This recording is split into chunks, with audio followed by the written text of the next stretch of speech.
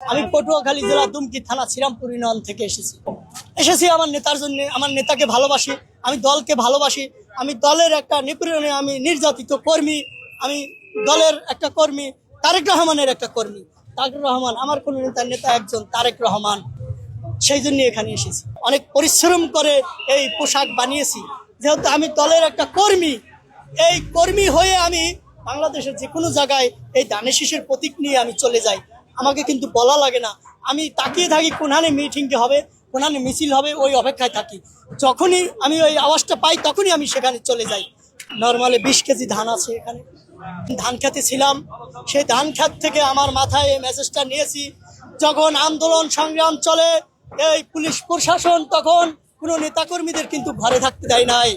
যখন যে বিএনপির নেতাকর্মী যারা বলে আমি বিএনপি করি, তারও কিন্তু মামলা আছে। এমন কোনো নেতাকর্মী নাই যে মামলা হামলায় নির্যাতিত না আছে।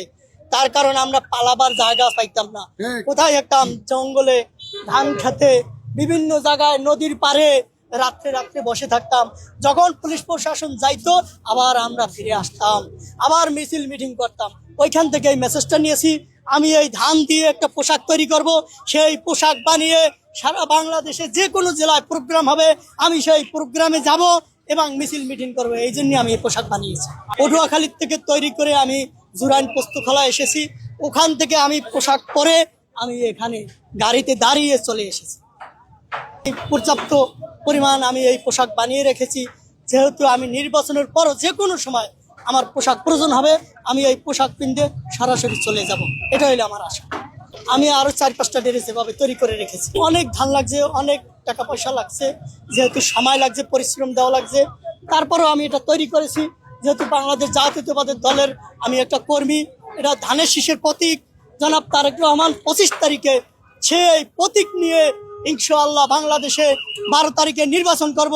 সেই নির্বাচনে পাশ করে সংসদে যাব, প্রধানমন্ত্রী হবে। সেইটাই এই বাংলাদেশের জনগণ দেখতে চায় এবং জনগণ তাকিয়ে আছে সেই অপেক্ষায়। ইনশাআল্লাহ অনেক অনেক আমাকে ভালো দিছে, সমর্থন দিছে, আমাকে দিচ্ছে যে আপনি এভাবে আসছেন, দুঃখ প্রকাশ করছে যে আপনি কেন এভাবে কিভাবে বানাইছেন। যে আমি বলছি যে আমি বানাইছি, যেহেতু আমার নেতার জন্য আরো কিছু করা লাগলে যা যা কিছু করা লাগে আমি করতে বাধ্য, আমি করবো ইনশাআল্লাহ।